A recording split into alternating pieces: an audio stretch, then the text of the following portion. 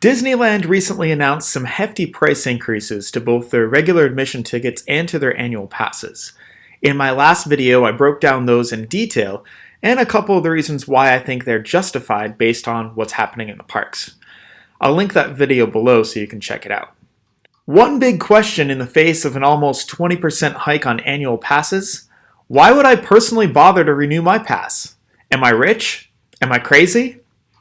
The answers are definitely no, and no, well, mostly not crazy. I moved to California from the East Coast in late 2015, and buying a Disneyland Annual Pass was one of the first things I did when I arrived. I've now had a pass for over 3 years, and I've clocked in over 200 visits through the turnstiles of the parks in Anaheim. So you're asking yourself, doesn't it get old? Isn't Disneyland for kids?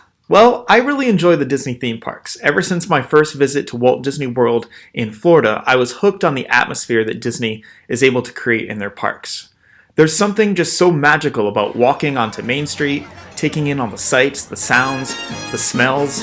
It's a clear escape from reality, something we all need from time to time. Of course, there's also the rides, the shows, the character interactions, and of course the food. Did I mention the food? There's a whole book about it, by the way.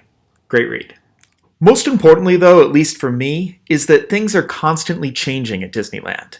Even going as often as I do, there's always been something new to see and to experience. Walt Disney himself said it best: Disneyland will never be completed. It will continue to grow as long as there is imagination left in the world. I know that I'm lucky to have an annual pass, and it is a very expensive choice to make. But knowing it was one of the main things I wanted to be able to do, I've prioritized having a pass over other recreational activities, such as splurging on things like clothes and food, the everyday basics. I'm just kidding. So what do I love about going to Disneyland? Every day can be a different adventure, even in a place that is almost 65 years old. Some trips are all about having a mission, trying the new seasonal experiences, riding a new or updated ride, or returning to my old favorites for a bit of classic Disney magic. And then there are days I go to the park to simply walk around and just take it all in. No plan, just letting the Disney magic guide me through my day. After 3 years, I can still honestly say that I haven't had enough. I do love Disneyland, and it really doesn't get old. Each time I walk towards the exit gates at the end of my visit, I still get overcome by emotion. If those feelings someday fade, then maybe I'll consider taking a break. But for now, I will continue to be an annual pass holder. I love adventuring through Disneyland, and I'm looking forward to bringing you along for some of those adventures, to show you the Disneyland that I know and love.